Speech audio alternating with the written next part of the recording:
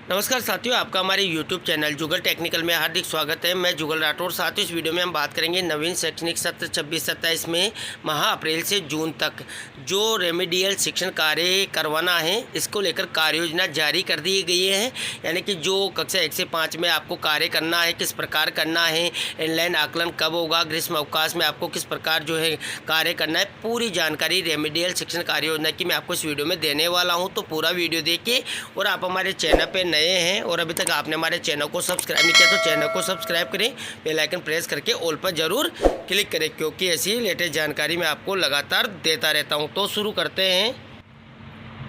तो देखिए, राजस्थान स्कूल शिक्षा परिषद के द्वारा नवीन शैक्षणिक सत्र 26-27 में माह अप्रैल से जून तक रेमेडियल शिक्षण कार्य के संबंध में आवश्यक दिशा निर्देश जारी कर दिए गए हैं। यानी कि जो नया सत्र 26-27 है, इसमें आपको अप्रैल से जून तक जो रेमेडियल शिक्षण कार्य करवाना है, क्या करना है, पूरी जानकारी क्या है। तो देखिए, राष्ट्रीय शिक्षा नीति 2020 में प्रारंभिक स्तर पर गुणवत्तापूर्ण शिक्षा सुनिश्चित करने को प्रमुख रूप से रेखांकित किया गया है। हमारी सर्वोच्च प्राथमिकता 26-27 तक प्राथमिक विद्यालयों में सार्वभौमिक मूलभूत साक्षरता और संख्या ज्ञान प्राप्त करना होगा, यानी कि एपिलियन। सीखने की बुनियादी आवश्यकताओं अर्थात मूलभूत स्तर पर पढ़ना, लिखना और अंक गणित को हासिल करने पर ही हमारे विद्यार्थियों के लिए शेष नीति प्रासंगिक होगी। इसके लिए मुख्यमंत्री शिक्षित राजस्थान अभियान यानी कि MSRA अंतर्गत राज्य के समस्त राजकीय विद्यालयों, प्राथमिक, उच्च माध्यमिक, MGGS और PM-श्री की कक्षा 1 से 5 में गुणवत्तापूर्ण शिक्षा के उद्देश्य से एपिलियन के लक्ष्यों को प्राप्त करने हेतु शिक्षकों की क्षमता वर्धन के साथ साथ बाल केंद्रित पेडागोजी CCP के आधार पर सतत एवं व्यापक मूल्यांकन यानी कि CCE तथा गतिविधि आधारित शिक्षण ABL, कक्षा 3 से 5 हेतु दक्षता आधारित आकलन CVA और ओरल रीडिंग फ्लुएंसी यानी कि ORF आकलन को अपनाया गया है। कक्षा 6 से 8 में विद्यार्थियों के समग्र विकास तथा विषय वस्तु के अनुप्रयोगात्मक समझ को बेहतर बनाने के लिए नियमित रूप से करके सीखना आधारित शिक्षण पद्धति के साथ दक्षता आधारित आकलन CBA एवं ओरल रीडिंग फ्लुएंसी ORF आकलन किया जाना है। यानी कि 1 से 5 में ये सभी चीज़ें की जानी हो और 6 से 8 में CBA ORF किया जाना है। विद्यार्थी की समस्त प्रगति के आकलन हेतु समग्र प्रगति प्रतिवेदन के अनुसार गतिविधियों का नियोजन कर आकलन किया जाना है। और राज्य में नवीन शैक्षणिक सत्र 1 अप्रैल 2026 से प्रारंभ किया गया है। सत्र के दौरान अप्रैल से जून 2026 तक निम्नानुसार कार्य किया जाना है। यानी कि क्या क्या कार्य आपको करने हैं। तो देखिए, यहाँ पर सबसे पहले बात करते हैं प्रवेशोत्सव की। तो देखिए, निर्देशक माध्यमिक शिक्षा विभाग से जारी विस्तृत दिशा निर्देशानुसार प्रवेशोत्सव कार्य संपादित किया जाना है, जिसमें निम्नानुसार कार्य किया जाए। यानी कि हाउस होल्ड सर्वे HHS के माध्यम से नामांकित ड्रॉप आउट बच्चों की पहचान करना और हाउस होल्ड सर्वे के दौरान चिन्हित किए गए बच्चों को विद्यालय में प्रवेश सुनिश्चित करना। यानी कि आपको ऑनलाइन डिजिटल प्रवेशोत्सव करना हो या CRC PO मॉड्यूल में जो है ड्रॉप आउट बच्चों को जोड़ना हो और नामांकित OSC बच्चों को जोड़ना हो, तो इसकी सारी प्रोसेस मैंने पहले ही आपको बता रखी हैं। इसके बाद देखिए, नवप्रवेशित विद्यार्थियों को पाठ्य पुस्तकें, कार्य पुस्तिका आदि शिक्षण अधिगम सामग्री उपलब्ध करवाना, इनकी भी ऑनलाइन प्रोसेस मैंने पहले ही आपको दे रखी हैं।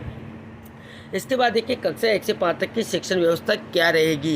यानी कि 1 अप्रैल से 16 मई 2026 तक शिक्षण कार्य योजना किस प्रकार आपको तैयार करनी है।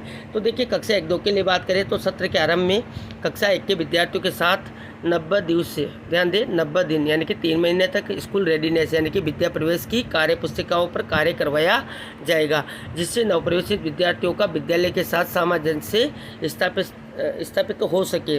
और कक्षा 2 के विद्यार्थियों के साथ पाठ्य पुस्तक आधारित एपिलियन गतिविधियों का आयोजन करते हुए शिक्षण अधिगम करवाया जाए।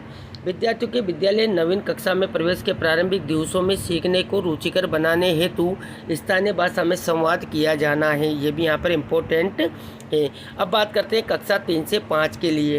तो देखिए, कक्षा 3 से 5 के विद्यार्थियों के साथ अप्रैल एवं मई माह में बुनियादी कौशलों पर आधारित कार्य पुस्तिकाएँ एवं पाठ्य पुस्तकों पर कार्य करवाया जाएगा। यानी कि कार्य पुस्तिकाओं और पाठ्य पुस्तक दोनों पर कार्य करवाना है।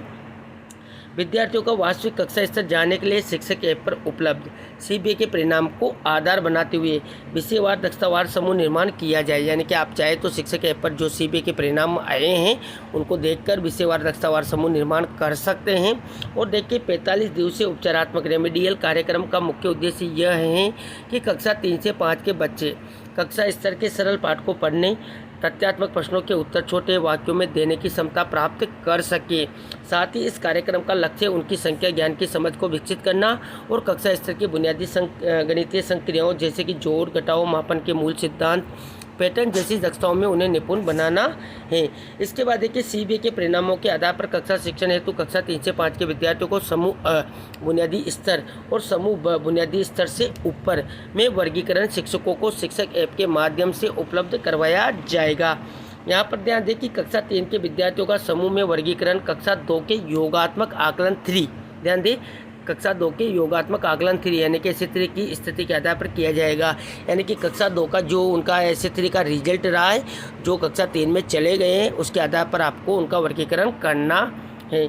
कक्षागत समूहवार शिक्षण कार्य के लिए बुनियादी स्तर की कार्य पुस्तिकाएँ, एबेल किट, स्टोरी कार्ड एवं पाठ्य पुस्तकों का कक्षा शिक्षण में सीखने सिखाने की गतिविधियों में उपयोग किया जाए। यानी कि जो अभी आपको कार्य पुस्तिकाएँ दे रखी हैं या एबेल किट हैं, उनमें भी काफ़ी अच्छी अच्छी चीज़ें हैं, स्टोरी कार्ड हैं या पाठ्य पुस्तकें, इनको आप कक्षा शिक्षण में सीखने सिखाने की गतिविधियों में उपयोग कर सकते हैं। इसके बाद देखिए 1 अप्रैल से 16 मई के मध्य 6 कालांश, ध्यान दें 6 कालांश 2 प्रति विषय उपचारात्मक शिक्षण एवं 2 कालांश कक्षा स्तर के शिक्षण हेतु समय विभाग चक्र में निर्धारित करते हुए कार्य करवाया जाए। यानी कि 6 कालांश तो आपको उपचारात्मक शिक्षण के रखने हैं, यानी कि 2 प्रति विषय हिंदी, अंग्रेजी और गणित, और 2 कालांश कक्षा स्तर के हेतु आपको रखने हैं। इसके बाद देखिए RICIT उदयपुर के माध्यम से हिंदी, अंग्रेजी, गणित विषय की साप्ताहिक शिक्षण योजनाओं को शिक्षक ऐप पर भी उपलब्ध करवाया जाएगा। ग्रीष्म अवकाश के दौरान घर पर अभ्यास हेतु कार्य पुस्तिका के गृह कार्य पत्रकों एवं कहानी की किताबों का वितरण किया जाए, जिससे विद्यार्थी ग्रीष्मकालीन अवकाश के दौरान भी पठन लेखन अभ्यास से जुड़े रहे।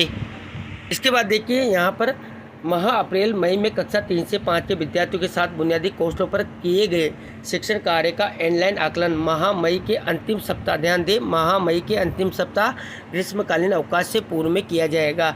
यानी कि इनके ऑनलाइन का जो आकलन है वो अंतिम सप्ताह में जो ग्रीष्म अवकाश की छुट्टियों से पहले ही हो जाएगा। ग्रीष्मकालीन अवकाश में शिक्षण गतिविधियाँ, यानी कि जब बच्चे छुट्टी पे चले जाएंगे उसके बाद जो उनको शिक्षण गतिविधियाँ देनी है, तो देखिए क्या हैं। ग्रीष्मकालीन अवकाश से पूर्व कक्षा 1 से 8 के विद्यार्थियों का सीखना जारी रहे, इसके लिए पर्याप्त मात्रा में गृह कार्य दिया जाए। पठन संस्कृति के विकास हेतु पुस्तकालय से स्तरानुसार पुस्तकें वितरित की जाए। यानी कि आप पुस्तकालय से पुस्तकें भी उनको वितरित कर सकते हैं ताकि बच्चे पठन संस्कृति से जुड़े रहें। इसके बाद देखिए जुलाई में पुनः विद्यालय खुलने पर दिए गए गृह कार्य की जांच की जाए तथा पढ़ी गई पुस्तकों के बारे में विद्यार्थियों के साथ प्रार्थना सभा, पठन क्लास में चर्चा आवश्यक रूप से की जाए। तो ये थी साथियों यहाँ पर जो नवीन शैक्षणिक सत्र 26-27 है, इसमें आपको माह अप्रैल से जून तक जो रेमेडियल शिक्षण कार्य करवाना है, इसको लेकर पूरी जानकारी, जिसमें आपको कक्षा 1 से 5 के लिए क्या क्या कार्य करवाना है, किस प्रकार आपको कार्य योजना बनानी है, ग्रीष्म अवकाश में आपको क्या करना है, पूरी जानकारी स्टेप बाय स्टेप मैंने आपको इस वीडियो में देने का प्रयास किया। आपको हमारी जानकारी कैसी लगी? जानकारी अच्छी लगी तो लाइक करें, शेयर करें, और अभी तक आपने हमारे चैनल को सब्सक्राइब नहीं किया तो चैनल को सब्सक्राइब करें, बेल आइकन प्रेस करके ऑल पर जरूर क्लिक करें, क्योंकि ऐसी लेटेस्ट जानकारी मैं आपको लगातार देता रहता हूं। धन्यवाद साथियों, फिर मिलते हैं नई वीडियो में नई जानकारी के साथ। तब तक के लिए जय हिंद।